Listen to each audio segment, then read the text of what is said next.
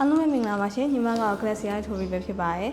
အိမ်တိမ်မှာပေါ့နော်အသုံးဆောင်ပစ္စည်းတစ်ခုဝယ်မယ်ဆိုလို့ရှိရင်သူ့ရဲ့ဒီဇိုင်းပိုင်းရဲ့အရေးတွေစိတ်ချရဖို့ကအရေးကြီးပါတယ်ဒီလိုမျိုးစိတ်ချရဖို့ဆိုလို့ရှိရင်တော့အခုဒီနေ့ဆိုလို့ရှိရင် Glacia RD447 ရေခဲတင်တာလေးနဲ့မိတ်ဆက်ပေးသွားမှာဖြစ်ပါတယ်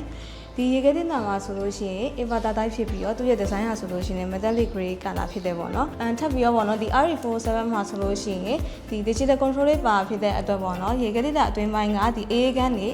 ဒီအခိုက်အတန့်ကပေါ့နော် temperature တွေကိုစိတ်ကြိုက်ဒီအပြင်ကနေပြီးတော့ control လုပ်နိုင်ပါတယ် digital control မှာဆိုလို့ရှိရင်တော့ fridge ရဲ့ freezer function ဆိုပြီးတော့သုံးလို့ရှိပါတယ်ဒီ fridge ကဆိုလို့ရှိရင်တော့ဒီ RD447 ရဲ့အေးကန်တဲ့က temperature ပေါ့နော်ဒီ digital control ကနေပြီးတော့ temperature တွေကို control လုပ်သွားနိုင်မှာဖြစ်ပါတယ် fridge မှာ4 degree celsius 6 degree celsius နဲ့8 degree celsius အထိအေးနိုင်မှာပဲဖြစ်ပါတယ် freezer မိုင်းမှာဆိုလို့ရှိရင်24 degree celsius -21 -18 နဲ့ -16 degree celsius အထိအေးခဲပြီးတော့အဆန်းကိုထိန်းသိမ်းပေးမှာပဲဖြစ်ပါတယ်နောက်ပြီးဒီ function မိုင်းမှာဆိုလို့ရှိရင် eco ဘိုင်းရယ်နောက်ပြီးတော့ vacation ဘိုင်းရယ်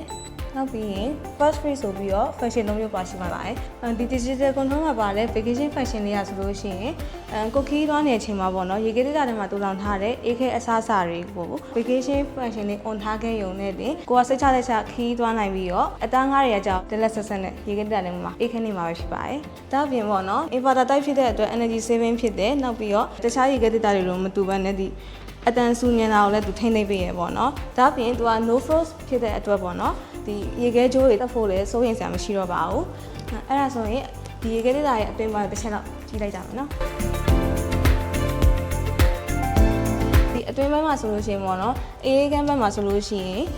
အကန့်အပြင်က၄ကန့်ပါတယ်နောက်ပြီးတော့ဒီအောက်ဘက်မှာဆိုလို့ရှိရင် drawer လေးတွေပါတဲ့အတွက်ပေါ့နော်အတီးနံလေးဒါမှမဟုတ်ရှင်ဟင်းဟင်းရွက်တွေကိုစိတ်ကြိုက်ထည့်ထားနိုင်ပါတယ်အခက်ကန်းဘက်မှာဆိုလို့ရှိရင်ပဲပေါ့နော်အကန့်အပြင်၄ကန့်ပါတယ်နောက်ပြီးတော့ပေါ့နော်သူက no frost ဖြစ်တဲ့အတွက်ရေခဲကြိုးမတက်ဘူးရေခဲကြိုးမတက်တဲ့ခါမှာကျတော့ခင်းနေပါချက်ခံပြီးပေါ့နော်အသားတွေပါ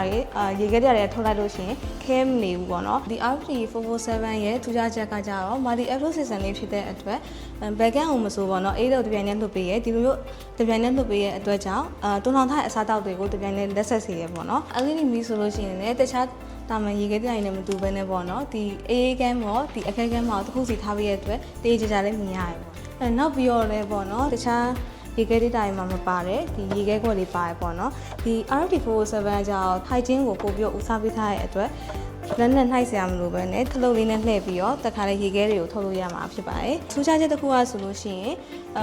အသီးရွက်ထည့်ထားပြီးတော့ပေါ့နော်အေးသက်ကိုအများကြီးမပေးချင်ဘူးလက်လက်ဆက်ဆက်ထားထိန်းထားခြင်းနဲ့ဆိုလို့ရှိရင်တော့ဒီ vegetable ဆိုတဲ့ function လေးကိုဖွင့်ထားရင်သူ့ရဲ့အေးသက်ကလုံလောက်လောက်လေးနဲ့ပေါ့နော်လက်ဆက်နေမှာပဲဖြစ်ပါတယ်ဒါမှမဟုတ်ဘူးပေါ့နော်အသီးရွက်ကိုမထားဘဲနဲ့အသီးနှံကိုပဲအေးသက်လေးရအောင်တူလောင်ထားခြင်းနဲ့ဆိုလို့ရှိရင်တော့ဒီ fruit ဆိုရဲပေါ့နော် function လေးဘက်ကိုပြောင်းထားပြီးတော့အေးသက်ကိုရစေမှာပဲဖြစ်ပါတယ် RD447 ရေခဲတက်တာဆိုလို့ရှိရင် side by side ရေခဲတက်တာလေးဖြစ်တဲ့အတွက်အသားငါးတွေပြီးတော့အသီးနှံတွေအသီးရွက်တွေထည့်တဲ့ခါမှာလည်းခွဲပြီးတော့ထည့်ထားတဲ့အတွက်အနံ့တွေရောထွေးမှုမရှိဘူးကျမရေကိုပို့ပြီးတော့အဓိကထားပြီးတော့ထုတ်လုပ်ပေးထားတဲ့ရေခဲတက်တာလေးဖြစ်တဲ့အတွက်ကြောင့်ပေါ့နော်မိသားစုတုံးဒီအိမ်တုံးအတွက်ပို့ပြီးတော့အထူးတင်မှာမှာဖြစ်ပါတယ်ဒီ RD447 ရေခဲတက်တာဆိုလို့ရှိရင် door alarm system လေးပါတဲ့အတွက်ကြောင့်ရေခဲတက်တာဖွင့်ရင်းနဲ့ပိတ်ဖို့မိသွားတာပဲဖြစ်ဖြစ်တကားပိတ်ရင်းနဲ့ပေါ့နော်မကြတာပဲဖြစ်ဖြစ်ပေါ့နော်ဒီလိုမျိုးအလံအတန်လေးမြည်ရတဲ့အတွက်ပိတ်ဖို့တတိယပါမှာဖြစ်ပါတယ်။ကဲဒါဆိုရင်ရေခဲတက်တာကောင်းကောင်းတစ်လုံးချနေရဆိုလို့ရှိရင်တော့ကျမရေအတွက်လည်းအထူးတင်တော်ရယ်နောက်ပြီးတော့မိသားစုတုံးအိမ်တုံးအတွက်လည်းအထူးတင်တော်တဲ့ Glacia ရဲ့ RD447 ရေခဲတက်တာလေးကိုရွေးချယ်ကြဖို့အတွက် recommend ပေးပါရရှင်။နောက်ထပ်လာမယ့်ဗီဒီယိုတွေမှာဘယ်လို product လေးတွေရဲ့ review လေးတွေပြောရမယ်ဆိုတာကိုတစ်ချက်စောင့်ကြည့်ပေးပါအောင်ရှင်။အားလုံးကျေးဇူးတင်ပါတယ်။